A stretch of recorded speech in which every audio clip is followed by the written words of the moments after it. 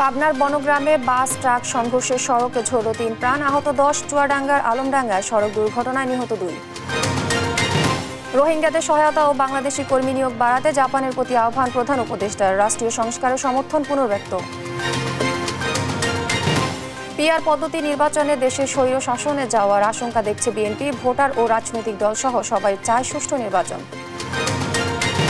সাভারে জুলাই আন্দোলনে শহীদ শ্রাবণের মায়ের কান্না এখনো থামেনি, শোক কাটাতে পারেনি পরিবার, হত্যাকারীদের ফাঁসির দাবি।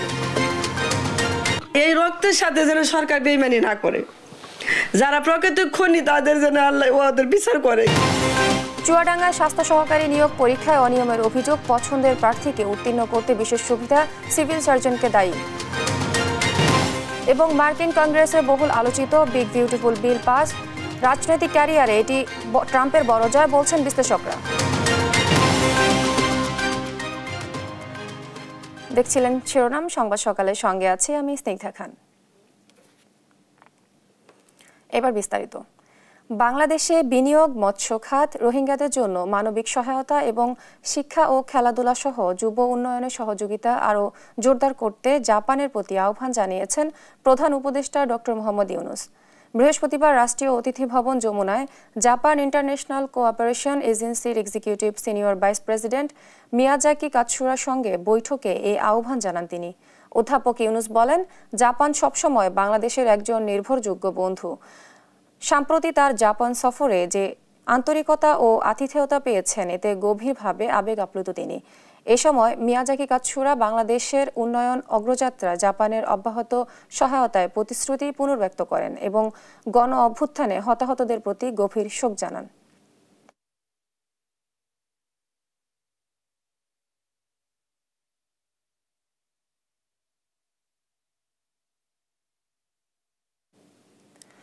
লেজিসলেটিভ ও সংসদ বিষয়ক বিভাগের ভেটিং সাপেক্ষে সরকারি চাকরি অধ্যাদেশ ২০২৫-এর দ্বিতীয় সংশোধনী অনুমোদন দিয়েছে উপদেষ্টা পরিষদ। বৃহস্পতিবার প্রধান উপদেষ্টা কার্যালয়ে প্রধান উপদেষ্টার সভাপতিত্বে উপদেষ্টা পরিষদের বৈঠকে এ অনুমোদন দেওয়া হয়। তবে সরকারি চাকরি অধ্যাদেশের কোন কোন বিষয় সংশোধন হচ্ছে সে বিষয়ে কিছু বলা হয়নি। এছাড়া ৩ ডিসেম্বর আন্তর্জাতিক প্রতিবন্ধী দিবস ও জাতীয় প্রতিবন্ধী দিবস এবং ২ এপ্রিল বিশ্ব অটিজম সচেতনতা দিবস ঘোষণার প্রস্তাব অনুমোদন দেয় উপদেষ্টা পরিষদ। পাশাপাশি পারমাণবিক জ্বালানি এবং তেজস্ক্রিয় বর্জ্য ব্যবস্থাপনা নিরাপত্তা নিশ্চিতকরণের যৌথ কনভেনশনে সইয়ের প্রস্তাবও অনুমোদন দেওয়া হয়।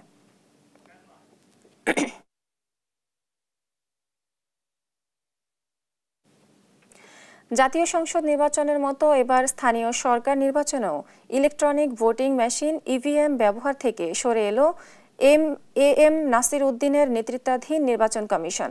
গেল ২৬ জুন নীতিমালা গ্যাজেট করা হলেও তা বৃহস্পতিবার প্রকাশ করে সংস্থাটি। স্থানীয় সরকার নির্বাচনে ভোট কেন্দ্রে স্থাপন ও ব্যবস্থাপনা নীতিমালা ২০২৫ জারি করে এমন সিদ্ধান্তে এসেছে কমিশন। ২০২৩ সালের করা নীতিমালা ইভিএমে ভোটদানের জন্য আলাদা ভোট কক্ষ স্থাপনের বিধান ছিল, যা এবারের নীতিমালা থেকে বাদ দেওয়া হয়েছে। ফলে স্থানীয় সরকার নির্বাচনগুলোতে ইভিএমের জন্য কোনো ভোট কেন্দ্র থাকছে না। এই প্রক্রিয়ার মধ্যেই সম্প্রতি সংসদ নির্বাচনের আইনি কাঠামো থেকে ইভিএমকে বাদ দেয় নির্বাচন কমিশন। এবার স্থানীয় সরকার নির্বাচনেও একই সিদ্ধান্তে এলো ইসি।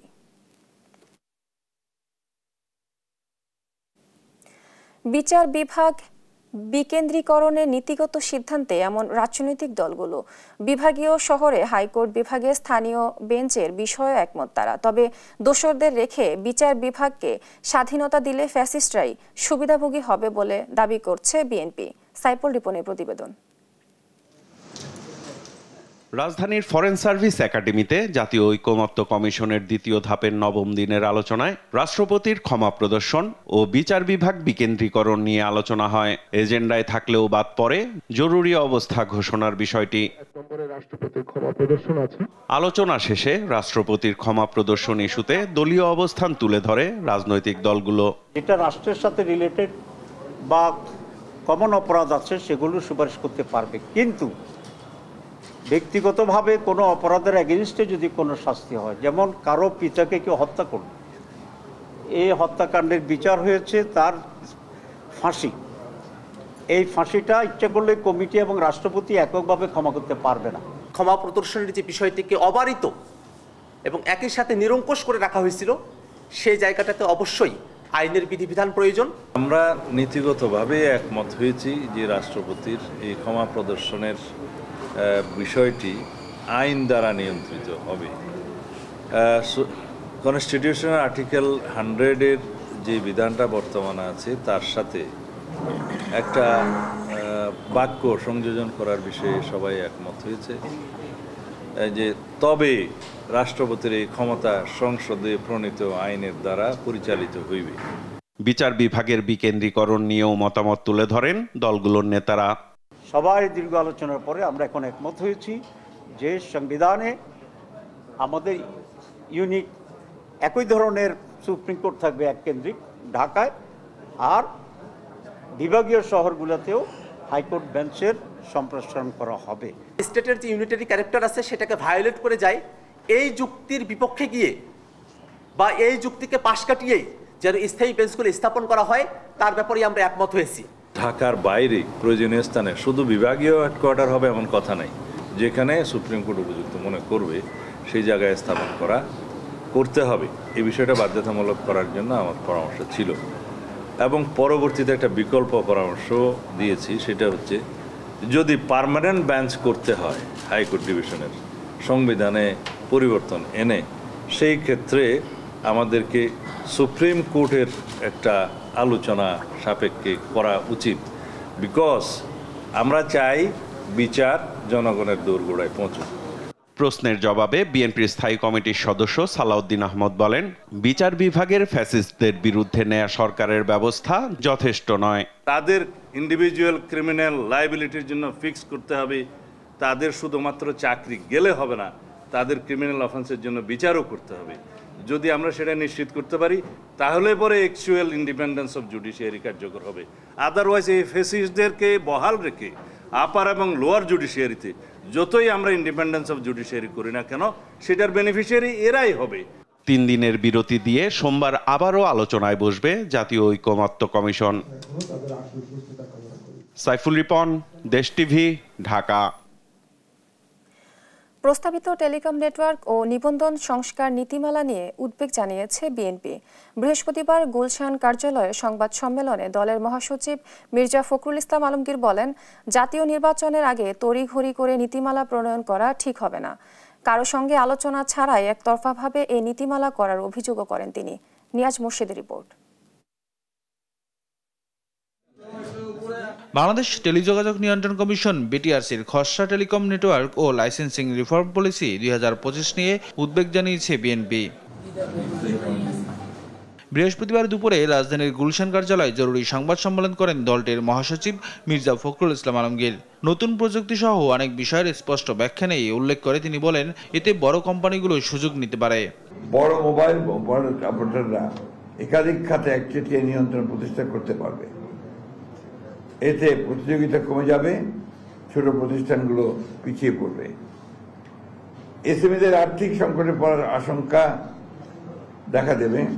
ডিরেগুলেশনের নিয়ন্ত্রণ শিথিল পরে এসএমই, বিশেষ করে স্থানীয় আইএসপি বা ছোট টেলিকম অপারেটরদের সম্পদ ও দায়বদ্ধতা নিয়ে সুস্পষ্ট দিক নির্দেশনা না থাকায় তারা বড় ধরনের আর্থিক সংকটে পড়তে পারে। জাতীয় নির্বাচনের আগে একতরফাভাবে এমন নীতি প্রণয়ন ঠিক হবে না বলেও জানান বিএনপি মহাসচিব। সামনে জাতীয় নির্বাচনকে সামনে রেখে, বিবেচনায় রেখে এই ধরনের একটি জাতীয় গুরুত্বপূর্ণ নীতিমালা এ সময়ে একতরফাভাবে প্রণয়ন করা সমীচীন হবে না বলে বিএনপি বিশ্বাস করে। নীতি প্রণয়নে রাজনৈতিক দল বা জনগণের সঙ্গে কোনো আলোচনা হয়নি বলেও জানায় বিএনপি। এই টেকনোলজির সুফল যাতে জনগণের কাছে পৌঁছে, সেটাই তো আমরা চাই। নিয়াজ মুর্শিদ, দেশ টিভি, ঢাকা। পাবনা চুয়াডাঙ্গায় আলাদা সড়ক দুর্ঘটনায় 2 মোটরসাইকেল আরোহী সহ 5 জন নিহত হয়েছেন। আহত হয়েছেন আরও 10 জন। শুক্রবার সকালে পাবনার সাথিয়ায় পাবনা ঢাকা মহাসড়কের পূর্ব বনগ্রাম এলাকায় পাবনা এক্সপ্রেস বাসের সঙ্গে ঢাকাগামী ট্রাকের মুখোমুখি সংঘর্ষ হয়। এতে ঘটনাস্থলেই 3 জন নিহত হন। আহত হন আরও 10 জন। তাদের নেওয়া হয়েছে স্থানীয় হাসপাতালে। তাদের মধ্যে বেশ কয়েকজনের অবস্থা আশঙ্কাজনক। এদিকে চুয়াডাঙ্গা আলমডাঙ্গায় সড়ক দুর্ঘটনায় 2 মোটরসাইকেল নিহত হয়েছে। স্থানীয়রা জানান, রিয়াদ ও পলাশ রাস্তার পাশে অজ্ঞাত অবস্থায় পড়েছিলেন। পথচারীরা দ্রুত তাদেরকে আলমডাঙ্গা শহরের আল মদিনা ক্লিনিকে নিয়ে গেলে চিকিৎসক তাদের মৃত ঘোষণা করেন। স্থানীয়দের ধারণা, পেছন দিক থেকে কোনো দ্রুত গতির যান তাদের চাপা দেয়।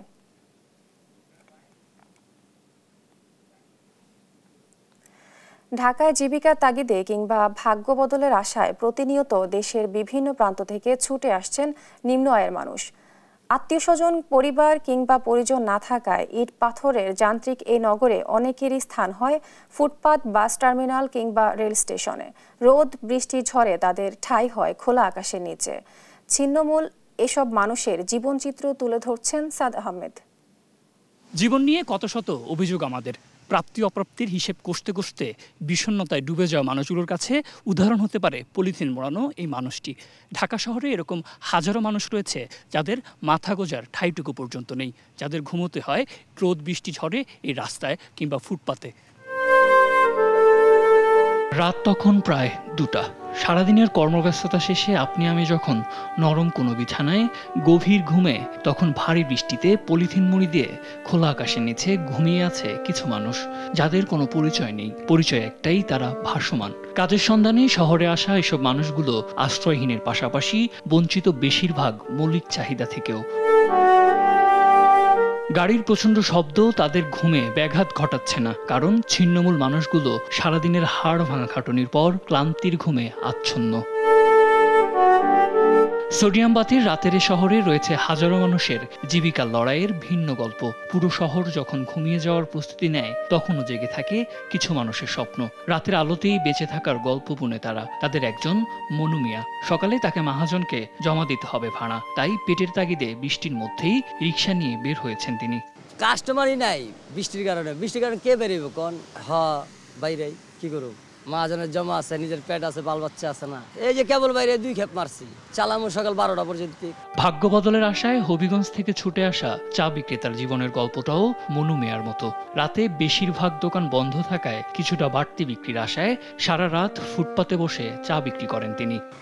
তো একটু ইনকাম বেশি হয়, বেচা কিনি হয় ভালো। কষ্ট তো হইব, কষ্ট ছাড়া কোনো আর কাজ নেই। ঢাকা শহরে ভাসমান মানুষের সংখ্যা সুনির্দিষ্টভাবে জানা না গেলেও ঢাকা বিশ্ববিদ্যালয়ের একটি গবেষণা বলছে, রাজধানীতে ভাসমান মানুষের সংখ্যা প্রায় 1.5 লাখ। ভাঙাগড়ার দুনিয়ায় ধনী গরিবের বৈষম্য দূর হয়ে সবার জন্য তৈরি হবে নিরাপদ ও ন্যূনতম সম্মান নিয়ে বেঁচে থাকার নিশ্চয়তা, এমন প্রত্যাশা সবার। সাদ আহমেদ, দেশ টিভি, ঢাকা। ছুটির দিনে বাজারের পরিস্থিতি জানাতে রাজধানীর কারওয়ান বাজার থেকে যুক্ত হচ্ছেন সহকর্মী ফাহিম ইউসুফ। ফাহিম, বাজারে নিত্যপণ্যের দাম কেমন দেখছেন? দর নিয়ে ক্রেতা বিক্রেতাদের কি বলছেন আমাদের জানাবেন। স্নিগ্ধা, প্রকৃতিতে অনেকটা স্বস্তি মিললেও কিন্তু রাজধানীর কাঁচা বাজারগুলোতে বাড়তি উত্তাপ ছড়াচ্ছে।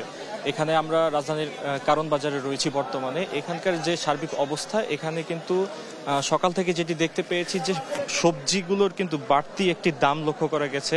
সবজির পাশাপাশি কাঁচা বাজারের অন্যান্য যে সকল তরকারিগুলো রয়েছে সেগুলোর দামও কিন্তু অতিরিক্ত লক্ষ্য করা গেছে।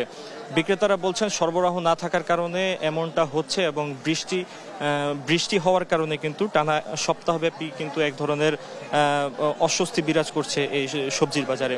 এখানে সবজিগুলোর যে বর্তমান দাম সেটিতে কিন্তু সন্তুষ্ট নন ক্রেতারা বলছেন যে গত সপ্তাহে কিন্তু এর থেকে অনেকটাই দাম কম ছিল।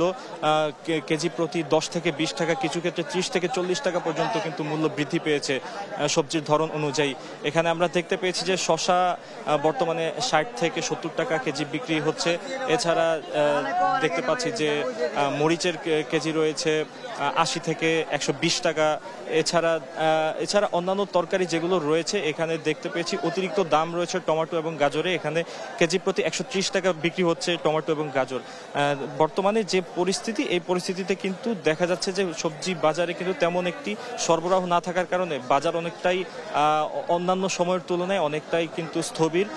তবে ক্রেতারা যারা আসছেন এখানে সদাই করতে, তারা কিন্তু বলছেন যে তারা যেমনটা সবজির মধ্যে ভ্যারাইটি পাচ্ছেন না, তারা পাশাপাশি বলছেন যে দামও কিন্তু অতিরিক্ত নিচ্ছে। এছাড়া কিছু ক্ষেত্রে দেখা গেছে যে পুরাতন যে সকল তরকারিগুলো রয়েছে তারা কিন্তু সেই সবজিগুলো বিক্রি করছেন বিক্রেতারা। এখানকার যে সার্বিক অবস্থা, এখানে কিন্তু তারা যেই বিষয়টিকে এই দাম বৃদ্ধির পেছনে দায়ী করছেন যে সরবরাহ কম থাকায় এবং এখানে সার্বিকভাবে যে উৎপাদন কমে যাওয়া বৃষ্টির কারণে, সেই উৎপাদন কমে যাওয়ার ফলে কিন্তু এই দাম বৃদ্ধি হচ্ছে বলে তারা জানান। এছাড়া যদি কাঁচা বাজারের অন্য পাশটার চিত্র বলি, যে মাংস এবং মাছের বাজার, সেখানেও কিন্তু দেখা যাচ্ছে অনেকটাই দাম বৃদ্ধি পেয়েছে কিছু কিছু মাছে, কিন্তু তবে গত সপ্তাহের তুলনায় এ সপ্তাহে কিন্তু তেমন কোনো পণ্যের দাম কমেনি। উল্টো চিত্রটি কিন্তু দেখা গেছে পুরো বাজার ঘুরে, যে প্রতিটি পণ্যেরই কিন্তু দাম বৃদ্ধির তালিকায় রয়েছে, অথবা কিছু কিছু ক্ষেত্রে আমরা দেখতে পেয়েছি যে মাংসের দাম কিন্তু অনেকটা স্থিতিশীল রয়েছে গত সপ্তাহের মতোই। এছাড়া সার্বিকভাবে যদি বলতে চাই যে এখানে কিন্তু ডিমের দামও কিন্তু বৃদ্ধি পেয়েছে, 130 টাকা ডজন বর্তমানে বিক্রি হচ্ছে। বিক্রেতারা বলছে যে গত সপ্তাহে 120 টাকায় বিক্রি হয়েছিল ডজন। তো ডজন প্রতি ডিমের দাম বৃদ্ধি পাওয়াতে কিন্তু যে ভোক্তা এবং ক্রেতারা রয়েছেন তাদের মধ্যেও কিন্তু এক ধরনের বিরূপ প্রতিক্রিয়া দেখা যাচ্ছে। এছাড়া এখানকার যে সার্বিকভাবে যে সবজির বাজারের চিত্র, এই বাজারের মধ্যে কিন্তু সবচেয়ে কম দামে বিক্রি হচ্ছে পেঁপে, যেটি 30 থেকে 40 টাকা বিক্রি হচ্ছে, এবং ক্রেতারা বলছেন যে গত সপ্তাহে কিন্তু 20 থেকে 30 টাকা কেজিতে বিক্রি হচ্ছিল এই পেঁপে। এছাড়া এখানকার যে বর্তমান পরিস্থিতি আমি যদি আপনাকে বলে রাখি যে বাড়তি উত্তাপ কিন্তু ছড়াচ্ছে শুধুমাত্র কাঁচা বাজারে। এইখানে কিন্তু ভোক্তারাও তেমন কোনো সন্তুষ্টি জানান নাই, তারা সকলেই কিন্তু অসন্তুষ্ট, এবং বিক্রেতাও বলছেন যে সার্বিকভাবে তারা কিন্তু যে দাম পাচ্ছেন তাতেও কিন্তু তারা সন্তুষ্ট নন। এই ছিল রাজধানীর কারওয়ান বাজার থেকে সর্বশেষ। ধন্যবাদ আপনাকে। কারওয়ান বাজার থেকে বাজারের নিত্যপণ্যের দাম জানাচ্ছিলেন আমাদের সহকর্মী ফাহিম ইউসুফ।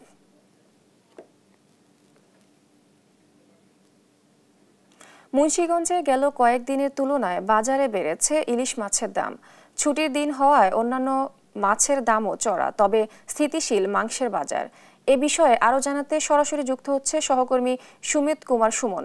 সুমন, দাম নিয়ে কি বলছেন ক্রেতা বিক্রেতারা, আমাদের জানাবেন।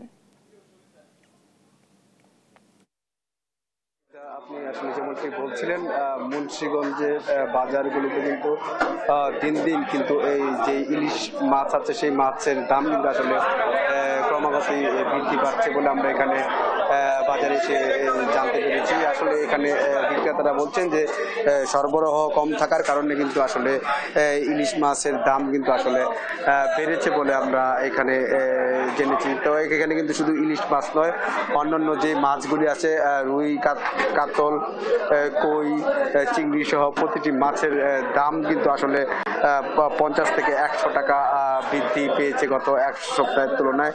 তো এখানে কিন্তু আসলে এবং ছুটির দিন হওয়ার কারণে কিন্তু আসলে এই মাছের দাম বাড়ে বলে আমাদের এখানকার ব্যবসায়ীরা জানিয়েছেন। তো আমি এখন একজন ব্যবসায়ীর সাথে কথা বলার চেষ্টা করব।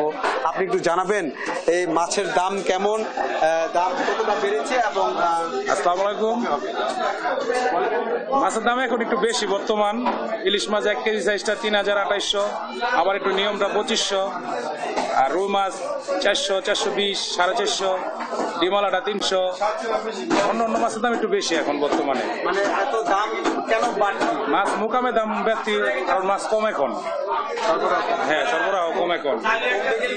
হ্যাঁ, আশা করা যায় কমবে, আগামী সপ্তাহে আশা করা যায় কমবে। সব মাছের দামই কমবে আশা করা যায়। আসলে আপনি যেমনটি শুনছিলেন, এখানকার ব্যবসায়ীরা কিন্তু বলছেন যে সরবরাহ কম থাকার কারণে কিন্তু মাছের দাম বেড়েছে বলে আমাদের এখানকার ব্যবসায়ীরা জানিয়েছেন। তো এখানকার যারা ক্রেতা রয়েছেন তারা কিন্তু আসলে বলছেন যে এখানে কিন্তু আসলে দিন দিন মাছের দাম কিন্তু বেড়েই চলেছে। এখানে আমি একজন ক্রেতার সঙ্গে কথা বলার চেষ্টা করব। আপনি একটু জানাবেন মাছের দাম কেমন রয়েছে আপনাদের আপনাদের নাগালের মধ্যে আছে? আছে, আমাদের নাগালের মধ্যে আছে, অত একটা দাম না, আর আবার কম দামও না, আছে আমাদের নাগালের মধ্যে আছে। ধন্যবাদ আপনাকে। যে আসলে আপনি যেমনটি শুনছিলেন, এখানকার ব্যবসায়ীরা কিন্তু বলছে সরবরাহ কম থাকার কারণে কিন্তু মাছের দাম বেড়েছে। এদিকে কিন্তু মাংসের বাজার কিন্তু স্থিতিশীল রয়েছে। গরুর মাংস 750 টাকা, ব্রয়লার 150 টাকা এবং খাসির মাংস কিন্তু 1200 টাকা আগের দামে বিক্রি হচ্ছে। তো এই ছিল আমার কাছে মুন্সিগঞ্জের টঙ্গিবাড়ি বাজার থেকে মাছ মাংসের সবশেষ খবর। আমরা এখন চলে যাব স্টুডিওতে। ধন্যবাদ আপনাকে। মুন্সিগঞ্জ থেকে বাজার থেকে মাছের মূল্য সম্পর্কে, মাছের দরদাম এবং বাজার মূল্য সম্পর্কে আমাদের জানাচ্ছিলেন আমাদের সহকর্মী সুমিত কুমার সুমন।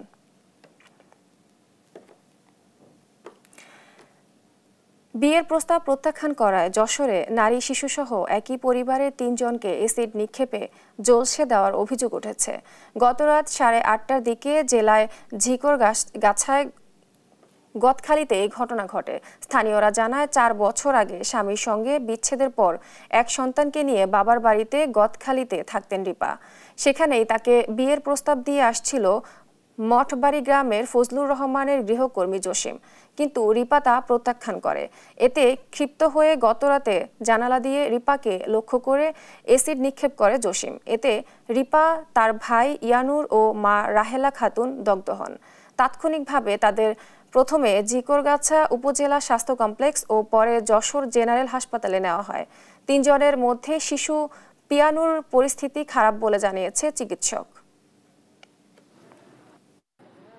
3 জনের মধ্যে সবচেয়ে বেশি আশঙ্কাজনক আছে হচ্ছে বাচ্চা ইয়ানুর নাম, যে আশঙ্কাজনক বলতে সবচেয়ে বেশি বার্ন হয়েছে তার, কিন্তু খুব বেশি আশঙ্কাজনক না বা লাইফ রিস্ক ওরকম কোনো কন্ডিশন না। কাজ করার ক্ষেত্রে সে ধরো আমাদের গ্রামে আসা যাওয়া করার পরে সে বিয়ের প্রস্তাব দিয়েছে। তার অলরেডি 3টে সেটে বউ তার রয়েছে স্যার। সেখানে জেনে শুনে আমার পরিবার বলি সেটা কখনোই সম্ভব না। এই না মেনে নেওয়ার কারণেই মনে করেন যে এই হুমকি। গণ আন্দোলনে চানখারপুলে 6 জনকে হত্যা মামলার অভিযোগ ঘটনে শুনানি শেষ হয়েছে। 14 জুলাই আদেশের দিন নির্ধারণ করেছে আন্তর্জাতিক অপরাধ ট্রাইব্যুনাল 1, যা জুলাই আগস্টের কোন মামলার প্রথম অভিযোগ ঘটন হতে পারে বলে জানিয়েছে রাষ্ট্রপক্ষ। এদিন 8 আসামিকে অভিযোগ থেকে অব্যাহতি চেয়ে যুক্তি তুলে ধরে আসামিপক্ষ। সাবরিনা মজুমদারের রিপোর্ট। জুলাই আগস্টে ছাত্র জনতার গণ আন্দোলনের অন্যতম রেড জোন ছিল রাজধানীর চানখারপুল। 5 আগস্ট সরকার পতনের দিনও ডিএমপির উপকমিশনাররা শাহবাগ থানায় এসে 2 শতাধিক পুলিশ সদস্যকে আন্দোলনকারীদের উপর গুলির নির্দেশ দেন। এমন নির্দেশনা পেয়ে আরো বেপরোয়া হয়ে ওঠে আইন শৃঙ্খলা বাহিনী। সেদিন ছাত্রদের লং মার্চ টু ঢাকা কর্মসূচি দমনের নির্বিচারে গুলি চালায় তারা। চানখারপুলে সেদিন শহীদ হয় স্কুল ছাত্র আনাস সহ 6 জন। ওই ঘটনায় করা মামলায় বৃহস্পতিবার চার্জ গঠনের শুনানি করে আসামি ও রাষ্ট্রপক্ষ। শুনানি শেষে মামলার চার্জ গঠনের জন্য আগামী 14 জুলাই দিন ধার্য করে ট্রাইব্যুনাল 1। চার্জ ফ্রেম করার মতো যথেষ্ট উপাদান আছে এবং ডিসচার্জ করার মতো কোনো উপাদান নাই, কাজেই চার্জ ফ্রেম হবে, এটা আমরা মনে প্রাণে বিশ্বাস করি। প্রসিকিউশন বলছে রাষ্ট্রের শীর্ষ পর্যায় থেকে পাওয়া নির্দেশনা বাস্তবায়ন করে মাঠ পর্যায়ে পুলিশ সদস্যরা। 50টারও বেশি ডিস্ট্রিক্টে, অর্থাৎ 54টা আমরা একটা তথ্য পেয়েছি, একটাতে 47টা তথ্য আছে। এইখানে একই ধরনের অপরাধ সংঘটিত হয়েছে। কি অপরাধ একই ধরনের? এই অপরাধটার মধ্যে চাইনিজ রাইফেল ব্যবহার করা হয়েছে, এসএমজি ব্যবহার করা হয়েছে, আর ড্রোন সিস্টেমটা কি, আন্দোলনকারীদের অবস্থান শনাক্ত করার জন্য ড্রোন ব্যবহার করা হয়েছে, শনাক্ত করা হয়েছে। এই শনাক্ত করার পরে হেলিকপ্টার উড্ডয়ন করেছে, শনাক্তর ওখানে গুলি করা হয়েছে। গ্রেফতার থাকা আসামিদের পক্ষে আদালতে শুনানি করেন তাদের আইনজীবীরা, আর পলাতকদের পক্ষে স্টেট ডিফেন্স। ন্যায় বিচারের প্রত্যাশা আসামি পক্ষের আইনজীবীদের। 2024 সালের জুলাই আগস্ট মাসে যে ঘটনা ঘটেছে, আসামির বিরুদ্ধে যে অভিযোগ, সেই ঘটনার সময় আসামি পুলিশের একজন কনস্টেবল হিসাবে তার উপর প্রযোজ্য দেশীয় এবং আন্তর্জাতিক আইন অনুযায়ী তিনি জনগণের জানমাল রক্ষা এবং নিরাপত্তার জন্য দায়িত্বরত ছিলেন। এর আগে কারাগারে থাকা 4 আসামিকে ট্রাইব্যুনালে হাজির করা হয়। ট্রাইব্যুনালে হওয়া 27 মামলার মধ্যে এটি প্রথম মামলা যার চার্জ গঠনের মাধ্যমে শুরু হবে জুলাই হত্যাযজ্ঞের আনুষ্ঠানিক বিচার। সাবরিনা মজুমদার, দেশ টিভি, ঢাকা। চুয়াডাঙ্গা জেলা স্বাস্থ্য বিভাগের স্বাস্থ্য সহকারী পদে নিয়োগ পরীক্ষা নিয়ে অনিয়মের অভিযোগ উঠেছে। পরীক্ষার আগের দিন গভীর রাতে সিভিল সার্জন কার্যালয়ে গোপন মিটিং ও পরীক্ষার দিন কেন্দ্রে কেন্দ্রে গিয়ে নির্দিষ্ট পরীক্ষার্থীদের উত্তর বলে দেওয়ার অভিযোগ পাওয়া গেছে।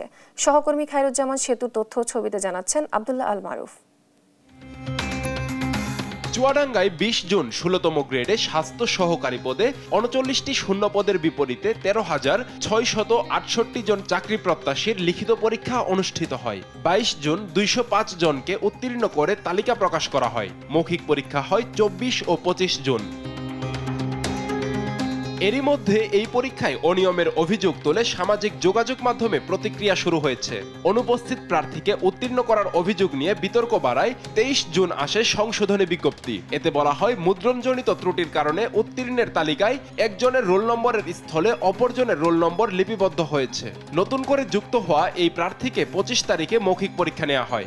এই প্রার্থীর চাকরি হয়েছে। উথলি 2 নম্বর ইউনিয়নের স্বাস্থ্য সহকারী পদে আমার ওয়াইফ একজন ক্যান্ডিডেট।